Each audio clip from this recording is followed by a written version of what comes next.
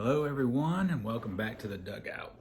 So part 2 of story time, regrets and kick myself in the butt. And this one is a kick myself in the butt.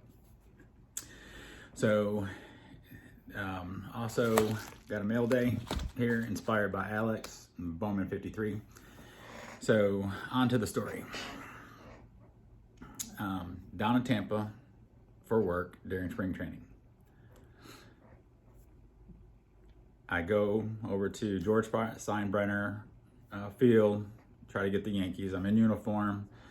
It's myself, a couple kids, one adult there at the time. Raul Ibanez comes out, he signs for us, takes off. Then a little bit later, it's myself, like 3 kids and like 6 adults standing out there waiting.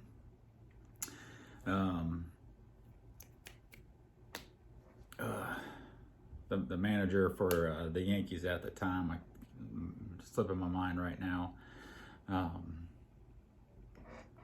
Anyways, I got him.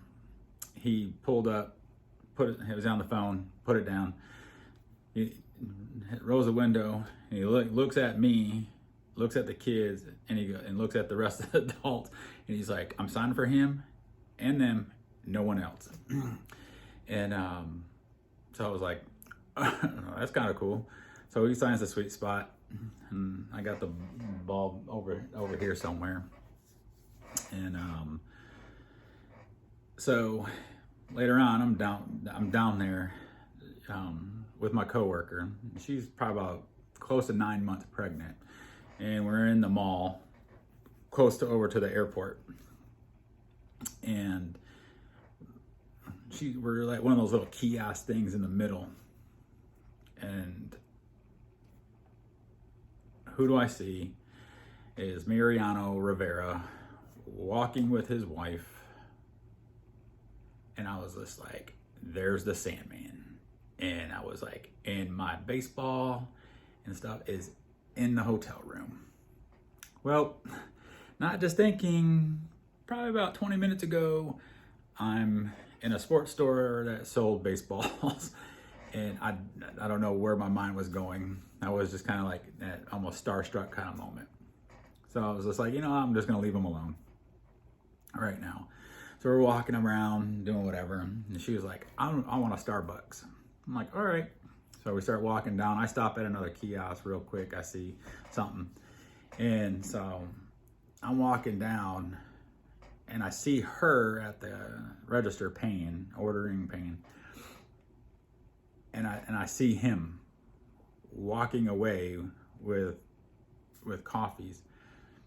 And I walk right by him.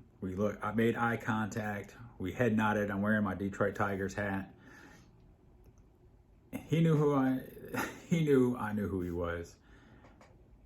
And I did not go get him at all. It was just, I don't know, it was like, after that I kind of kicked myself in the butt for not just, hey, could I get your autograph if I go get something? But that's my regret. I kick myself in the butt. Same year,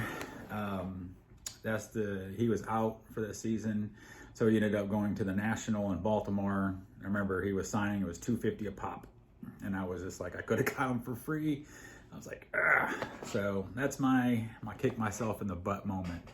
On to mail day here. This one, like I said, inspired by Alex, Bowman 53. On one of his last live feeds that I was watching. Bowman mailer. Let's see how this looks. All right. Ooh, a free little top loader there. Little card from who I got it from off of eBay. And here it is. I'll pull it out of the thing. It's not the greatest condition. Paid like $350 for it, whatever. But Eddie Watkins, the natural Well, I love the story on the back here.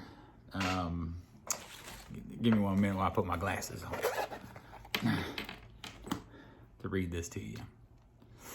It says, my biggest thrill in baseball. In 1949, I was shot by a deranged girl. After I was released from the hospital, I was sent to Florida by the Phillies to see if I might recover enough to resume baseball.